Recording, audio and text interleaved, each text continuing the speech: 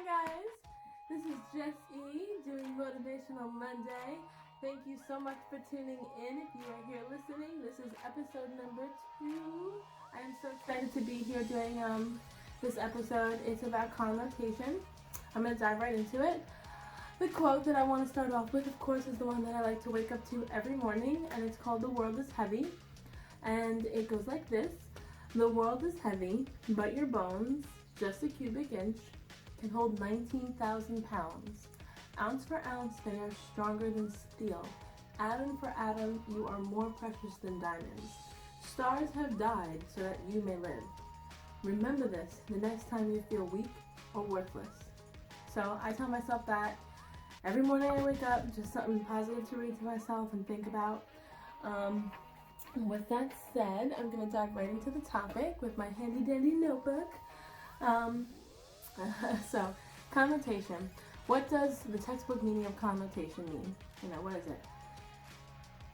Commonly understood cultural or emotional associations that a word or phrase carries additional to its explicit literal meaning. Huh? When I read that, my brain was like, a little bit, but just like a little bit. So it's taking the literal meaning and putting your own personal emotional description to it. And that makes sense to me because they say, I always was taught in communication class growing up and stuff, that when you are speaking to somebody, your actual words are only a percentage of what the person is perceiving and how they understand and interpret what you're saying. That most of what they interpret, also most of it comes from your body language, from the noise and that's around you, from your surroundings, and the actions and motions leading up to that point. This one's an easy way to look at it. That bitch. That statement. If you just threw a surprise party for your best friend, they just walked in on it, and she was like so happy and surprised, and it was a huge success. She got a huge venue, and all these things happened, and everybody that she loved was there, and they jumped out and they yelled surprise, and she's like, oh my god, I can't believe this, who did this? And somebody was like, oh, your best friend Janelle did it. And then she's like, that bitch. Boom. Obviously, that bitch, in that context, in that connotation, is saying a positive thing. She's not calling her a bitch in a negative way. Whereas if it's because your tenant didn't pay your rent and they're 2 months behind and they owe you a couple $1,000s and they just disappeared, and you found out by walking into your apartment and it was trashed and destroyed, and you're like, that bitch. Obviously that's a more negative context. So that's just, to me, brings me to my first point, which is when connotating, understand that it's the personal emotions that are being added. So when I say that, even with that example and everything, when I say that, I want you to really bring that into your own life, into how you view yourself and how you live your life and how you wake up in the morning and see things. Because something that I realized about myself is that I connotated myself very negatively. And now that I'm older, I see where this comes from. But growing up, it was very hard for me to understand that I was doing it to myself half the time. And by that, I mean that when you wake up and you start doing your daily routine and you start living your life, and maybe things go a little haywire, they go a little wrong, you come across a couple of difficulties or some walls, okay? Are you looking at them and are you being hostile? Are you attacking yourself? Are you removing the positive from the situation? Or are you being motivating, and is it relieving when you finally finish and get that thing done? And are you adding positive to the conversation with yourself? So, I wake up in the morning and I'm living my life, and then something goes wrong. I hit into something and I break it. I tend to personally be like, oh, you're such an idiot. You can't do anything right. The world hates you. The world's against you. Why do you keep doing this? blah, blah, blah. And I say a lot of things that are just really negative to myself. And I'm just connotating to myself, unorganic, like you're not even realizing I'm connotating to myself that I'm an idiot. I have the inability to do anything right. That I am somebody who the world itself hates. Has nothing to physically do with me. It just hates me. Nothing one pinpoint. There's nothing one specific thing that I can pinpoint about myself and say that the world hates me because of it. I didn't mass murder somebody. I don't bully people. I don't do things like that. So, you know, when you realize how in-depth that meaning is, because even if you're just saying it in that moment and you don't actually mean it, and if somebody turned around and said you're stupid, you're going to be like, I have an IQ of this many people, and you have that backbone to defend yourself. That doesn't mean that you are actually connotating your life positively and you're actually looking at yourself and loving yourself that way. And that's something that I had to learn about myself, because I believe that because of the fact that I was willing to defend myself and because of the fact that I did things for myself and all this stuff, that I must have loved myself, you know. But I look back on it and I really realized that a lot of it was to prove other people wrong. A lot of it was to, you know, make a point. A lot of it was never just to love myself and to do what's right by me and to do it because that's who I am and that's who I want to be. And when I started to realize that, that's when it kind of comes to my second point, which is how do people respond to your connotation and how do you respond to others? You know what I mean? So basically what I'm trying to say with that is not only pay attention to how you connotate yourself and how you connotate your life.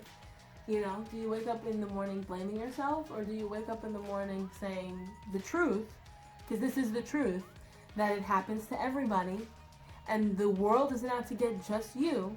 It happens to everybody, and that if you get over these different types of obstacles, all of a sudden, you're going to get to your goal. It may take longer than you expected, but that's life. To have to be kind of flexible, and that's the hard part, is that life doesn't, nowadays everything's quick. Everything's going. So life isn't really designed for you to be able to take your time to get there.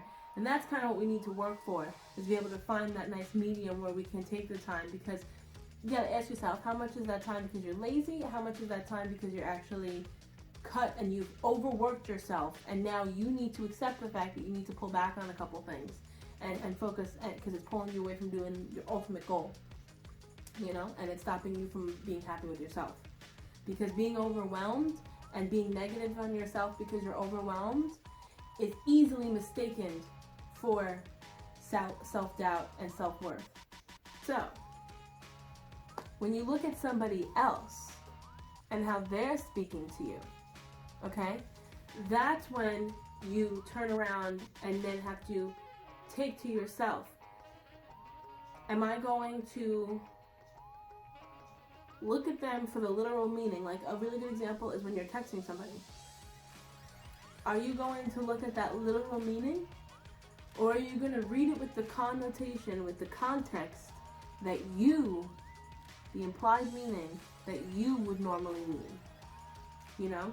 So I know for a lot of the times, because I'm very defensive, it's hard for me to trust people. So sometimes when people would say things to me, I would kind of get this immediate connotation that there was a sarcasm to it, there was some type of background meaning to it. And I realized that a lot of that came from the fact that when I was trying to not start things, but still be a good person, I was kind of being fake. And I didn't want to be that person anymore. I wanted to learn how to speak to someone and say how I feel without them taking it personally. You know, I realized that the fear of how somebody was going to react stopped me from being comfortable to just be the person I want to be.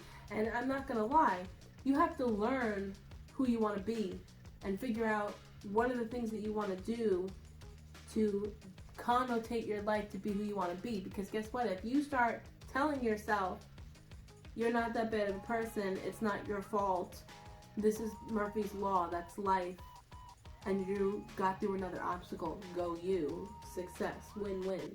Most people who get there is because they give themselves that win. Whereas a lot of us, everyday people, because we don't have all the fancy things to uplift us in that way, mentally, or like, I would say physically, I don't even know. Physically, you know, we want to look beautiful, we want to like compare ourselves to other people, but you know, knowing that you win today, you got to do your makeup, or you got to go out and eat and have a good time, or you got your job done and you got through another day, or you successfully kept your house, or whatever it is that it is, it could be a small win, but you got to give it to yourself. Because as you give yourself those small wins, you start to build that confidence, that happiness, that motivation. And as you start to get there, you start to realize that something as simple as just connotating your life and seeing it in a positive point of view can actually turn your whole life around, and you find yourself in a better place altogether. Because even if physically things aren't the way you saw at one point with somebody else that you said, that's amazing, I want that, I'm going to have that one day. Even if it's not there, you're happy that you have what you have, and you're happy where you are. And if you ever get there, that's awesome. But it's not the end of the world either. You understand that family and friends and loved ones and being okay with yourself and being happy with yourself and accepting with yourself to help you accept others will be the most important thing in the long run. And you know, a little way, I put down a couple things to kind of like show you an example of when you're connotating in a positive versus a negative. So, you know, small example, that witch versus that lady versus that woman. Okay, so now we look at it this way. Witch could be like, I would say that witch could be like negative, calling somebody a witch isn't that nice. Whereas a lady would be a more positive thing, you know.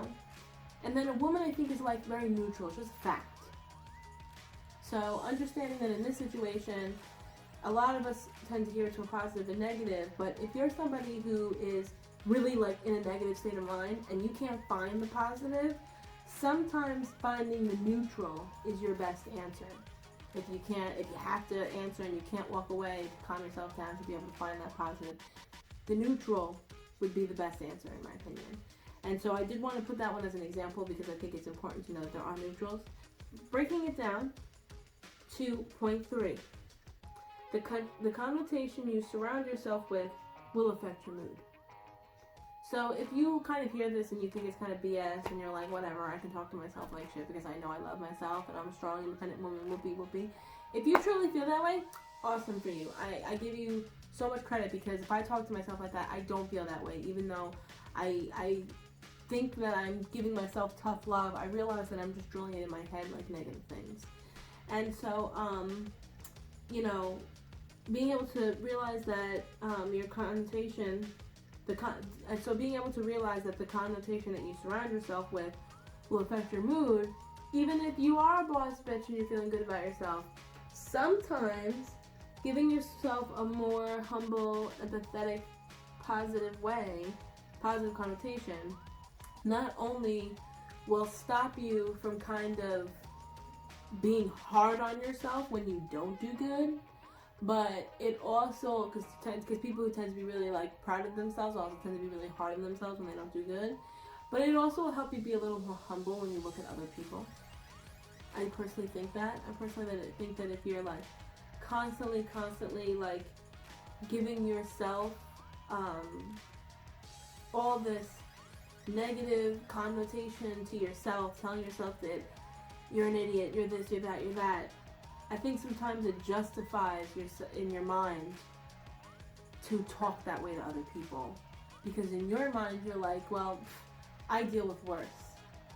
So, and that's like a huge trait that's always passed down with a lot of things, is that when somebody is a certain way with something, they tend to think it's okay to be that way with someone else because someone was that way with them.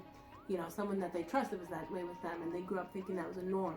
And sometimes that is a social norm. That really does have to do with the atmosphere and the, cultural surroundings and the social norms, and all that stuff has to do with it. So, understanding what the social norm is, understanding what your preference is, because sometimes when someone tries to be a certain way towards you and you feel like they're being negative, you kind of realize that that's the social norm. And that's not like they're not trying to be mean to you. They're not trying to hurt you. This is just how someone would speak to them. This is how they're used to being spoken to, so this is how they speak. It stops you from taking them personally. It stops you from sitting there and saying, like, getting defensive and feeling like, well, why are you talking at me like this? And you can kind of understand, like, oh, maybe they're not talking at me. Maybe this is just who they are. Maybe this is just how they speak. You know what I mean? And that doesn't necessarily make it right. If it still makes you feel bad, it means that you can actually talk to them and say, hey, I know that this might be your thing, but I feel a little weird. And then they can make that judgment call. If they want to say, well, you're just being a baby, get over it, that's who they are, and you can choose to be friends with that, friends with you, or not. I try to always be friends with that, because I always feel like when somebody's very tough love to me, it gives me a nice dose of reality of what the real world has in store for me. And that person is going to give me a tough love, whereas everyone else is just going to be tough. So at least there's a love there where I know they're coming from a good place. So I try to keep people like that in my life, because like I said, if you have too many people, and this comes from the last one, if you have too many people surrounding you that has you like mine and that feels exactly the way you are and you're so awesome, you kind of start to float out of reality a little bit, and you might start to believe that the world is exactly how you see it and exactly how you want it to be, when it's not. The world's many different views, many different points of views, not one better or greater, just different. And so trying to always keep the two aspects and elements of signs that exist together is the best way to truly understand the whole situation.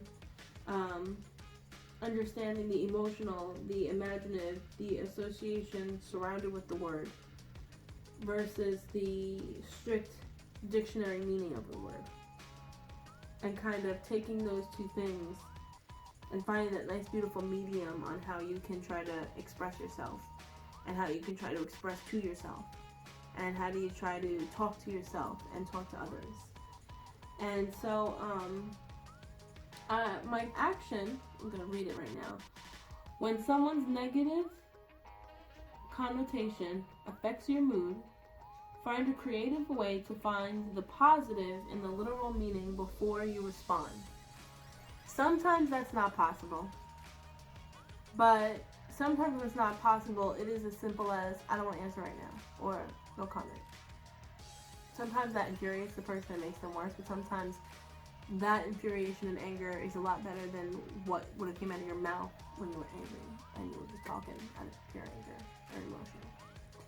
And so, whether personal, business, or impersonal, my action really is that if something happens and it affects your mood, understand the situation as a whole and move on.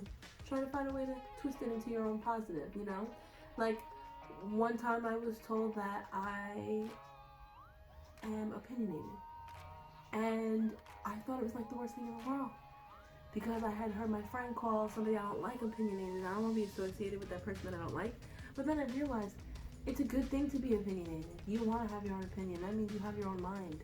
You're not a sheep. You don't just follow the herd. You have your own point of view, and you are not only that, but you are also brave enough to speak it. You know what I mean? A lot of people who blah, blah, blah, blah, blah, and people don't want to hear it, at least they're brave enough to speak it and put themselves out there and be vulnerable in that way too. So,